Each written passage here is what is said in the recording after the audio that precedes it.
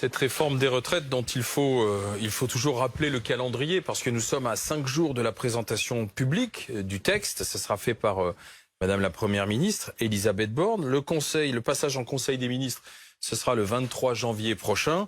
Et puis la réforme sera débattue à l'Assemblée nationale et normalement l'application est d'ores et déjà prévue pour la fin de l'été. Et ça se passe en coulisses, on négocie, on discute notamment avec les Républicains. Oui, Gérard Larcher, le président du Sénat, républicain, qui était l'invité de BFM TV ce matin, a très clairement dit que cette réforme, il pouvait la voter. Bruno Retailleau dit à peu près la même chose. Il faut bien sûr négocier sur des points annexes comme les pensions pour les femmes, les carrières hachées. Mais enfin, monsieur le député de la majorité, ça se présente bien, cet accord avec les Républicains. En tout cas, on y est presque. Tous les candidats à la primaire des Républicains avaient proposé de reculer l'âge légal de départ en retraite. Donc il y a une présomption d'accord sur cette réforme.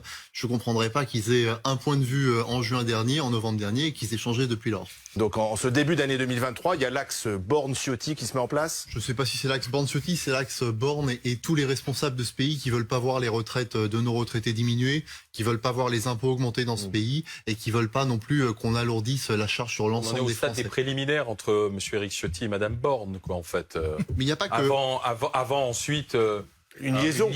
Il n'y a pas que M. Ciotti, il y a aussi le Parti Socialiste. Le Parti Socialiste qui a mis en œuvre la réforme Touraine. Quand même. Mais moi, je fais appel à tous les partis de gouvernement, tous les partis qui un jour espèrent regagner l'opinion publique, la reconquérir. Et on peut pas reconquérir l'opinion publique si on dit tout et n'importe quoi aux Français. La réforme des retraites, ça fait partie de ces épreuves de vérité à laquelle sont confrontés les gouvernements. Raquel Garrido, bonjour. Et bonne année. Et bonne année. Meilleurs vœux à tous, bien sûr. Mais cet axe Ciotti-Borne, bon, vous l'avez dénoncé, vous l'avez vu venir, il n'est pas surprenant. Non, mais il est choquant, car s'il y a une épreuve qui est à l'œuvre, c'est l'épreuve démocratique. Lors de l'élection présidentielle, ce sujet, il a quand même été un petit peu abordé. J'ai regardé les candidats qui ont défendu le report de l'âge de départ à la retraite. Il y avait Éric Zemmour, qui a fait 7%, Valérie Pécresse, donc les LR dont on parle là, qui n'ont pas fait 5%, et puis il y avait Emmanuel Macron qui a fait 28%. Donc ils savent qu'ils sont minoritaires dans le pays. Et Emmanuel Macron, singulièrement, sait qu'au deuxième tour, il n'a pas gagné sur ces voies-là, d'autant qu'il y a des chances que les partisans de Zemmour aient voté pour lui au second tour. Donc en réalité... La retraite à 60 ans de Jean-Luc Mélenchon n'a pas non plus gagné, ou alors quelque chose nous a échappé. Certes. Mais, pardon, vous n'êtes pas en train de confronter à un président Mélenchon qui essaie de mettre en œuvre la retraite à 60 ans, là. On est d'accord. Non, on est d'accord. Non, mais elle n'est pas plus populaire que la retraite à 65 ans. Non, si vous prenez tous les autres candidats s'opposaient très clairement et très nettement à l'allongement de la durée de cotisation et du départ à la retraite. Et d'ailleurs, c'est pas la première fois qu'on a une épreuve démocratique sur le sujet des retraites, puisqu'en 2007 déjà, Nicolas Sarkozy a fait campagne en disant « Je ne toucherai pas à la retraite à 60 ans », et il a menti. Et en 2010, là, Macron, il a fait une réforme. François Hollande, à l'époque, en 2010, avec le Parti Socialiste, était dans la rue pour dire « Pas touche à la retraite à 60 ans ». Il s'est fait élire en 2012, et plouf, Marisol Touraine. Donc maintenant, il y a une espèce d'épreuve démocratique où les gens n'en peuvent plus que des présidents abusent de leur pouvoir pour leur mentir. Pourquoi? Pour au final appauvrir les retraités. Pardon, sa retraite. Pourquoi? Parce qu'on n'est pas en démocratie. Parce qu'il y a cet accord, il n'y aura même pas de 49.3. Moi, je dis que c'est une épreuve démocratique. Dans la rue, quand vous dites épreuve démocratique, c'est la rue qui doit faire plier Emmanuel Macron? Non, je pense que c'est le concept même de démocratie qui doit être respecté par nos gouvernants. Voilà, je pense que l'idée, par exemple, de faire passer cette réforme avec le projet de loi, enfin la loi de financement de la sécurité sociale rectificative, donc une loi budgétaire qui peut donner lieu à l'utilisation de ce terrible article 49.3 de la Constitution qu'il faudrait d'ailleurs supprimer. Voilà, ça fait partie de cette épreuve démocratique. Les Français n'en peuvent plus de ces usurpations du pouvoir contre leurs intérêts. Et j'ai bon espoir que la rue fasse plier, qu'Emmanuel Macron comprenne qu'il n'a pas de mandat pour faire ça et qu'il a même le mandat de faire l'inverse, qu'il doit protéger le système de retraite par répartition, qui est une originalité. Il va le sauver. Alors pardonnez-moi, comment? Alors ça c'est formidable ça. C'est-à-dire, vous baissez le niveau des retraites. Vous, Ah non, Qui baisse le niveau des retraites, si, Madame pardon. Garrido? Très simple, vous. Ah oui, nous. Si vous votez Ah pour, bon. c'est vous. Ah bon. Parce que si vous... Et une retraite minimale à Je suis 1200 curieux de euros. savoir pourquoi. Pardon. Je vais vous le dire, c'est très simple. Parce que si vous allongez le nombre de trimestres de cotisation, les gens n'y arrivent pas au bout à payer leurs Eh cotisations. ben, au contraire, Madame Garrido, ça va Non, permettre c'est pas le qu'ils puissent contraire. Ce avoir sont les plus chiffres. de droits. Les gens à la maison qui m'écoutent, ils savent très bien que j'ai raison. Parce que eux savent qu'ils ont du mal et toutes les difficultés Mais du monde à arriver jusqu'au bout. vous savez, de leur Madame trimestre. Garrido, quand vous dites que D'accord, il y a des gens à la maison qui sont nés en 1961, 62, 63, 64, qui sont en train de faire leurs petits calculs. Et ils savent qu'à cause de vous, soit leur fin de carrière va être pourrie, leur vie va être pourrie par vous, avec un vol de temps. Mais Madame vous savez, Garrido. ce que vous êtes Alors en train de attendez, faire, Madame Garrido, vous n'êtes pas tout seul. voler du temps de vie aux gens. Madame Or, Garrido. le temps, monsieur Alors, Lefebvre, ça ne s'achète Mathieu pas. Lefebvre. Madame Dans Garrido. vos milieux à vous, tout s'achète. Là où- Mais là où- dans le Vous peuple, savez, les gens mon- n'ont pas d'argent pour acheter Oui. du temps. Mathieu Lefebvre, Et là vous vous avez leur un problème, volez, c'est l'emploi des tout à fait seniors qui est très, antidémocratique. très faible en France. Et c'est vrai qu'il y a beaucoup de Français qui arrivent à la retraite en étant sans activité. Oui, mais d'abord, pardonnez-moi, il ne faut Donc pas vous avez un laisser effort à croire faire tout là-dessus. et n'importe quoi aux Français. Vous êtes la chef de file des fake news, mais vous n'irez pas faire croire Pardon, aux Français pourquoi que on passe Attends, le il vous président répond, de la il vous République n'a pas été élu. Il a été élu démocratiquement et J'ai il pas a dit eu le qu'il avait courage. pas été Il a eu le courage de mettre en avant sa donc, il proposition fait ce qu'il veut. depuis extrêmement Et donc, longtemps. il fait ce qu'il veut. veut, C'était Madame dans son Garrido. programme. Il y aura un débat au Parlement et il y aura un vote sur ce projet de loi. Mais il faut bien comprendre quels sont les projets alternatifs à la réforme des retraites. On peut se dire la politique de l'autruche, tout va bien, tous les autres pays ont changé, mais nous on change pas, on fait absolument rien et tout va aller mieux. Et la vérité, Madame Garrido, c'est que si vous voulez maintenir le niveau de pension pour les retraités actuels, si vous voulez préserver le pouvoir d'achat des retraités, il faut soit augmenter les impôts comme vous le proposez et vous le proposez massivement, soit vous pouvez évidemment baisser Pour le vos niveau amis, des pensions. vous, les ultra Mais nous, riches, ce que nous mais pas faisons, pour les Français, nous mais avons pour une baisser réforme les qui est impôts une des réforme autres. de justice sociale, qui permet de préserver le système par Arrêtez avec répartition. votre novlangue Parce que hawaïenne. Et Madame Vous Madame parlez Garrido, des pays Madame voisins. Garrido, si je Vous peux parlez- juste terminer. Et termine. Allez. Si je peux juste terminer. La vérité, c'est que si vous ne votez pas cette réforme, si vous êtes pour le statu quo. Et bien le statu quo, Non, c'est je suis quoi pour la C'est la retraite plus à 60 grande ans. des régressions sociales. Parce que la plus grande des régressions sociales, c'est quoi C'est nier le déficit auquel nous faisons face et qui fera que demain, nous allons devoir, si nous ne faisons rien, soit baisser les pensions, soit augmenter les impôts. Mais nous ne résolvons pas à cette double fatalité. Vous, oui. Alors il y a peut-être une solution, une autre solution, c'est celle de Terra Nova. Thierry Pêche, bonsoir, parce que vous rejetez, en fait, vous rejetez ceux qui disent qu'il faut rien faire, le statu quo, mais vous dites qu'il y a peut-être une autre réforme que le report de l'âge égal à 65 ans ou 64 ans. Alors c'est quoi votre réforme, vous? Il y a beaucoup d'autres solutions, de toute façon. Oui. Puisqu'il y a trois grands Bah, paramètres. quand on entend la majorité, on a l'impression qu'il n'y a pas tellement d'autres solutions. Non, mais je pense qu'il faut faire une réforme, pour ma part. Que le Il faut la système- faire. Si on ne la fait pas, le système est en déséquilibre et il l'est durablement. Donc là-dessus, je reconnais que le gouvernement est légitime à agir. Maintenant, il y a d'autres réformes possibles. Laquelle, par exemple? Eh bien, par exemple, vous pouvez solliciter un peu les retraités. Ils ont un niveau de vie qui est légèrement supérieur à celui des actifs. Alors bien sûr, il y a un tiers des retraités auxquels on peut rien demander parce qu'ils touchent Des moins de petites 1100 euros. Cela, on peut rien leur demander. Mais les retraites au-dessus de 2000 euros, en général, c'est un niveau de vie légèrement supérieur aux actifs. Quand on tient compte du fait que les retraités sont souvent propriétaires, le niveau de vie s'apprécie d'autant plus qu'ils ne payent pas de loyer. Ils ont moins d'enfants à charge. Voilà. Et on s'aperçoit d'une chose, c'est qu'ils ont une capacité d'épargne supérieure aux actifs. Donc, si on veut, je dirais, répartir équitablement l'effort à faire sur, non pas 3, 4, 5 générations, parce que c'est ça l'effet de la mesure âge légal, mais sur une population plus large, à ce moment-là, on peut demander un petit effort aux retraités. On peut aussi demander... Quel type d'effort? Alors, un effort, par exemple, ça consiste à désindexer en partie les pensions de base. Vous savez qu'elles sont indexées sur l'inflation. Aujourd'hui, il y a 6% d'inflation en moyenne. Si vous dites, je retire un point, vous voyez, c'est pas énorme, eh bien, ça fait un peu d'argent. Donc, on peut faire ça. Il y a d'autres façons de procéder. Mais le principe pourrait au moins être discuté. Il ne l'est plus. En réalité, il y a en France une préférence pour les retraités. Très clairement, et d'ailleurs on le voit quand on fait des comparaisons européennes, on est ceux qui partons le plus tôt, on est ceux qui avons le niveau de vie par rapport aux actifs le plus élevé d'Europe, je crois, avec un autre pays, on est ceux qui comptons le moins de retraités pauvres. Alors encore une fois... Oui, mais enfin, appauvrir les retraités, est-ce que c'est la solution? Parce que moi, quand je regarde les autres pays européens, ils sont tous passés à 65, voire 67 ans. Chez les socialistes espagnols, ça va être 67 ans. Il n'y a que chez nous où on hésite finalement. Non, mais ça, vous voyez, chaque société fait ses choix.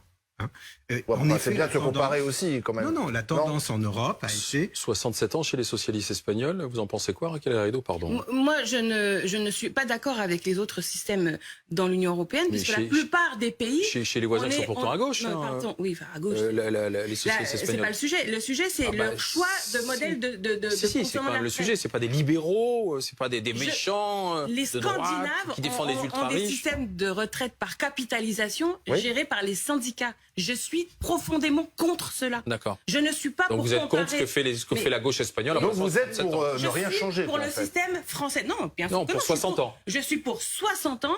40 annuités. Et financé comment? Je suis pour que, par exemple, l'augmentation. D'abord, la première chose qui crée l'augmentation des impôts, Madame Garrido, c'est le travail. C'est quand les gens travaillent, ils cotisent.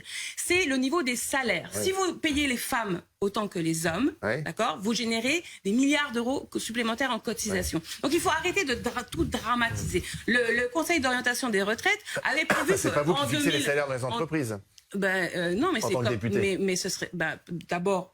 On détermine on peut parler du SMIC en tant que député, mais c'est bien le problème justement d'Emmanuel Macron qui ne veut pas augmenter davantage le SMIC et qui ne veut pas indexer les salaires sur l'inflation comme nous l'avons proposé nous à l'Assemblée nationale. En tout cas, la meilleure façon de faire vivre le système par répartition, c'est d'aller chercher des cotisations avec une économie, avec des salaires, avec des gens qui travaillent. Et en tout cas, moi ce que je peux dire, c'est que puisque vous parlez des retraités, CSP+, quoi. Moi, je suis élue de Seine-Saint-Denis. Chez moi, les gens, c'est la classe ouvrière qui travaille, c'est-à-dire ces femmes qui vont faire le ménage, qui vont s'occuper des enfants des autres, qui font les soignants, etc. Les hommes qui sont ces premiers de corvée là, dont parlait le président, etc. Là, ce qu'il est en train de faire, ce que vous êtes en train de faire avec le gouvernement, qui est d'aller leur piquer du temps de vie, ou alors de leur dire vous mourrez à la tâche, parce que je répète que 25% de ces personnes-là meurent avant l'âge de 62 ans, c'est dégueulasse. Et vous n'avez pas le mandat de le faire et on ne vous laissera pas faire. Moi, je mettrai ma dernière énergie pour que les gens en Seine-Saint-Denis puissent avoir un tout petit peu de temps de vie à la fin de leur vie pour s'occuper de leurs petits-enfants, pour peut-être reposer leurs vieux os parce qu'ils le méritent. Vous êtes là, avec dans vos milieux, vous êtes mais on peut opposer nos milieux, Madame Garrido, mais je suis pas sûr que ça fasse progresser le débat public. Vous n'êtes pas du côté du peuple. Si vous étiez du côté du peuple, ça se saurait, Madame Garrido. La vérité, c'est que si on ne fait rien, si on ne fait rien, Madame Garrido, si on ne fait rien, c'est notre système de retraite par répartition. Madame Garrido, si vous souffrez qu'on puisse vous répondre. Non, mais je vous pose une question. Si on ne fait rien, Madame Garrido, c'est précisément notre système de retraite. Est-ce que vous trouvez normal que les gens dans ma circonscription vivent 12 ans de moins que les gens dans vos milieux? Est-ce que vous acceptez que je vous réponde, Madame Garrido? Allez-y, j'attends justement que vous me répondiez. Madame Garrido, si nous ne faisons rien, demain, c'est notre système de retraite par répartition qui va mourir. D'accord, vous répétez vos éléments de langage. C'est quoi vos milieux, en fait, je dis simplement une chose. Et vous êtes quoi? Vous n'êtes pas dans un... Vous n'êtes pas ultra riche? Vous êtes dans l'outrance permanente, Madame Garrido. Dans les riches? Pardon, mais Mathieu Lefebvre, vous l'écoutez ce qu'il dit à la Et vous touchez le même salaire que Mathieu Lefebvre. C'est même un des seuls députés qui a fait des discours pour dire que les ultra-riches, il fallait les applaudir et les défendre parce qu'ils rendaient service à ce pays. En tout cas, vous touchez la même chose que Mathieu Lefebvre. Je salue nos auto-entrepreneurs et nos entrepreneurs. Alors, Amandine Atalaya, je défends le peuple populaire. Amandine Atalaya, Benjamin Duhamel et Laurent Neumann. La proposition de Terra Nova, est-ce qu'on peut en parler ou c'est un sujet tabou de s'en prendre aux retraités? Dans la proposition de Terra Nova. Tout à fait. Il y a aussi un passage à 63 ans d'âge légal. C'est l'âge auquel on part à la retraite d'ailleurs en moyenne. Oui, mais vous avez des gens qui partent plus tard, d'autres qui partent avant. Bon. Donc passage à 63 ans, c'est une année de plus. Donc c'est un effort, mais qui est moindre que celui que s'apprête à proposer le gouvernement. Et les 43 ans Touraine accélérés. Donc c'est un ensemble de choses, c'est un clavier, il y a plusieurs touches. C'est la réforme Macron plus light. En fait, ce qui est très intéressant dans le rapport de Terra Nova, c'est qu'il débusque deux hypocrisies. La première hypocrisie est un discours consistant à expliquer qu'on pourrait ne rien faire et qui répond à un certain nombre de forces politiques qui ne cessent de lire le rapport du corps avec leurs propres lunettes, à savoir qu'il n'y aurait aucun besoin de financement. Parce que là, il y a des débats. À chaque fois qu'on a un député sur ce plateau, ils disent oui, mais le rapport du corps dit qu'on peut rien faire. Et l'autre lui répond oui, mais le rapport du corps dit qu'au contraire, il y a un déficit. Et le fait est que le fait est que ce rapport, pour le coup, montre que dans la plupart des hypothèses, il y a à minima un déficit jusqu'en 2043 qui représente plus de 10 milliards d'euros par an, ce qui en cumulé, fait une somme absolument considérable. Donc là, pour le coup, c'est un choix politique d'accepter. 340 milliards par année, les Bah, c'est pensions énorme. et les retraites, Vous donc 10 refusez milliards, le réel, c'est pas Madame beaucoup. Garrido. 10 milliards, c'est la CVAE qui vient de supprimer la contribution sur la valeur ajoutée des entreprises. Dans le budget, il m'a mis des milliards comme ça. Madame Garrido, En même avec temps. 10 milliards, on fait plusieurs fois le RSA pour les jeunes. C'est pas rien. Mais vous mettez, C'est pas c'est les dégueulasse casseurs de du mettre trait. ça Non. en confrontation. Dites-le. Mais Madame Garrido, moi encore une fois, Qui prive l'État de 5 milliards Raquel d'euros Garrido, par s'il vous plaît, année. on finit. je termine. Encore une fois, on peut considérer que c'est beaucoup, pas beaucoup. Le fait est qu'on va être dans des années où on va avoir des besoins de financement pour investir dans la transition écologique, dans un certain nombre de politiques sociales. Dire que 10 milliards d'euros, plus de 10 milliards d'euros par an, c'est rien, c'est l'épaisseur du trait. C'est ce que vous dites, mais en tout cas, ça c'est intéressant. Mais là où vous allez sans doute être davantage d'accord, ce que débusque aussi le rapport de Terra Nova, c'est l'idée au fond qu'il y a dans le discours du gouvernement, c'est le fameux TINA, there is no alternative. C'est la seule possibilité, c'est forcément relever l'âge de départ. Et c'est là que sans doute le gouvernement, et c'est ce que montre aussi ce rapport, a perdu la bataille du sens, la bataille consistant à essayer d'expliquer à l'opinion publique pourquoi il faut faire une réforme et comment on peut la faire. Et c'est là que ce rapport est intéressant. Oui, moi j'ai lu aussi une tribune du maire de Cannes, David Lisnard, qui dit qu'on pourrait aussi aller vers un système par capitalisation. Oui, absolument. Donc il y a d'autres possibilités, mais elles n'ont pas été Qui est le retenues. vrai projet au fond des libéraux, Laurent c'est Damas. On celui-ci. dit la vérité aux gens qui nous regardent. La proposition de Thierry Pêche, elle est très intéressante. Moi aussi, je l'ai lu, le rapport. Mais c'est un tabou, Bah, évidemment, vous vous rendez compte, qui vote dans ce pays? les retraités. Voilà, et vous allez leur Surtout dire... particulièrement pour Vous allez Emmanuel regarder Macron. les sondages, là, en gros, il y a un tiers des Français qui sont favorables ou en tout cas sont les pas en retraités. désaccord avec le projet de retraite. C'est qui? Pour l'essentiel, des retraités. Si vous mettez les pas retraités à s'acheter avec contribution, 100% des gens seront contre. Malheureusement, on pourrait en débattre évidemment. Bah, ils sont pour Tous parce les que ça ne les chiffres- parce qu'ils ne sont tous pas les chi- impactés. Voilà, tous les chiffres qui ont été donnés sont absolument justes dans ce rapport. Mais il y a un problème politique, un problème de perception politique. C'est pas par hasard si toutes les majorités, celles-ci et les Oui, mais précédentes, Emmanuel Macron n'ont ne jamais vise pas une réélection. Il Non, pourrait mais- avoir la liberté, justement, d'aller au bout d'un courage politique. aucune majorité politique de droite ou de gauche au moment de faire la réforme des retraites n'a osé toucher aux pensions de retraite des retraités. Souvenez-vous quand on a osé toucher à la retraite, quand on avait désindexé les pensions. Et vous vous souvenez du tollé. Donc vous imaginez si vous dites un point de moins sur les retraites. Effectivement, il pourrait se permettre les retraités. Oui, on a en France... Sur certaines retraites. hein, parce que en France, il y a je aussi crois beaucoup qu'on de est, petits on est les retraités, seuls quand en Europe avec l'Italie où les retraités, en moyenne, ont un niveau de vie supérieur aux actifs. Vous imaginez ? Donc on pourrait leur demander un petit peu de contribution. Mais vous faites ça. Mais attendez, c'est politiquement, c'est suicidaire. Si je peux me permettre, Laurent Neumann, la formation politique qui paierait le moins cher ce type de mesure, c'est celle de Madame Garrido. Bien qui a sûr. le rectorat le plus jeune. Bien sûr, bien sûr. Oui, parce qu'Emmanuel Le Macron, il paradoxe. faut quand même rappeler. Mais oui, comme on les va pas, plus de 60 pardonnez-moi, ans, se fier là-dessus Vous pour n'allez pas choisir, reprendre mais cette dans mesure. l'intérêt général, cette remarque qui est très juste est indifférente. bah, ce n'est évidemment pas la seule raison. Mais à l'élection présidentielle, les plus de 60 ans ont voté massivement Oui. pour Emmanuel Macron. Et pour C'est- cette réforme des retraites, Pas les d'ailleurs, jeunes, parce que... c'est surtout le candidat des seniors et pour cette Oui. retraite aussi. Et il a fait une campagne très à droite, voulant récupérer par là les voix de Valérie Pécresse qui a marché puisqu'elle a fini à 4%, reprenant sa mesure de la retraite à 65 ans. Mais vous voyez bien qu'Emmanuel Macron, tout son discours là, il est construit sur le travail et donc sur l'idée que c'est les actifs qui doivent aujourd'hui porter les efforts et porter voilà Oui, le mais poids de cette réforme Faut des pas, retraites. enfin, Donc, cette il réforme est impopulaire chez les inenvisageable, actifs. que... Je vous interromps, Oui. Amandine, mais hier, le sondage de Bernard était très intéressant, sondage normal. Elab. 19% seulement des actifs soutiennent cette réforme. Oui, Mais mais c'est de normal. toute façon, 19%. C'est elle est normal puisque impopulaire, c'est eux qui quoi sont mis à qu'il en contribution. soit. Ouais, mais Donc, il pourrait très bien se dire, oui, effectivement, c'est un effort, mais c'est un effort nécessaire parce que c'est ma retraite, elle sera sauvée. Ça veut dire que vous n'avez pas réussi, monsieur le député, à expliquer aux actifs que cet effort était absolument nécessaire pour leur propre intérêt. Mais il faut continuer, mais il faut aussi continuer mais à dire à continuer, quel point c'est- on c'est un peu s'oppose tard. aux augmentations d'impôts. Moi, je suis tout à fait opposé à ce Mais qu'on vienne pour qui ? ponctionner le pouvoir d'achat des retraités, quel que soit leur niveau de vie. Je le dis très clairement. Il n'y a pas d'alternative. Oui, il y a une autre alternative, c'est celle qui consiste à taxer toujours plus. C'est le Ouais, projet. il y de avait aussi la NUPES. capitalisation. Vous auriez pu aller vers un Oui, c'est système. un autre projet, mais Oui. nous n'y sommes. Ou jouer nous sur sommes pas l'allongement de la favorables. durée de cotisation, Parce que- comme l'avait fait la réforme Touraine en 2013. Ou alors- Alors, parce on que- peut ou considérer que ça Alors, on suscite peut moins décider d'économies, mais qu'on nous respecte croyons dans le la travail. démocratie en France Mais- et qu'on essaie de Madame faire des Garrido. politiques dans l'intérêt général, de respectueuse de la souveraineté des Oui, mais la Français. générale, c'est pas Vous ne forcément croyez la pas au retraite à 60 ans. travail. Bah, Vous ne si, croyez quand pas au même, Madame travail. Garrido, Si vous Vous voulez, ne par croyez pas exemple, au que des gens mérite. soient en vie au moment de leur retraite, Oui. ce qui n'est pas le cas, comme je disais tout à l'heure, de 25% des plus pauvres d'entre nous. Si vous voulez que les gens soient en vie à 60 ans pour profiter, pour aller dans les associations, pour aider. Aujourd'hui, franchement, Qui ici n'utilise pas les grands-parents pour s'occuper d'un peu des petits, pour aider, filer un petit coup de main? Madame Garrido, on est tous Madame bien Garrido, contents que vous les n'avez pas retraités une baguette fassent le magique avec de travail, l'argent pour sauver le système de retraite, ça Mais n'existe vous, c'est pas. vous qui utilisez Votre la projet baguette caché, magique d'ailleurs pour il est vos à peine amis. caché, c'est d'augmenter massivement les impôts des Français. Votre Nous, baguette nous ne magique, le elle a un souhaitons nom, ça pas. s'appelle le 49.3. Mais je remercie monsieur parce que C'est une monsieur- télécommande Attendez, pas en même magique. temps, Raquel. Il y a l'Assemblée Non, mais- nationale qui vote des choses et après vous éteignez comme ça Madame l'Assemblée Garrido, nationale. Madame Garrido, si et vous monsieur adoptez- Mélenchon était président de la Attention, République, ça se attendez. saurait. On en est préservé. Mais je Et- remercie monsieur parce que monsieur lui fait au moins un effort face au réel, face au mur du réel. Il dit pas il n'y a pas de problème, il n'y a rien à voir. Monsieur lui il regarde à côté dans les pas autres réel, pays la européens ce fatigue qui au se travail. passe. Il regarde là, le mur pas réel d'endettement de qui mourir nous avant arrive. 62 Et il ans. fait des propositions. Vous n'en faites pas. Bien Vous sûr faites que des si. choses qui sont totalement des Bien vieilles sûr que lunes. Vous si. proposez la retraite à 60 ans. Regarde, écoutez Mais le nous ne programme. sommes plus Alors, en attendez, Thierry 1980, Madame Thierry Garrido. Pêche. Non, je pense qu'il y a un point à rendre à Mme Garrido, c'est que le travail est beaucoup trop impopulaire dans ce pays et il n'est pas sans raison.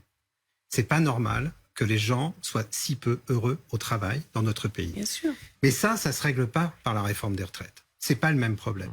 Ça se règle par la qualité de vie au travail, par ce qu'on fait pour améliorer la vie au par travail, les la salaires. rémunération et la reconnaissance du travail. Pour le moment, il y a trop de gens dans ce pays qui attendent avec impatience la retraite parce que c'est juste la délivrance du travail. Et ça, c'est pas normal. Merci, messieurs, dames. Il est temps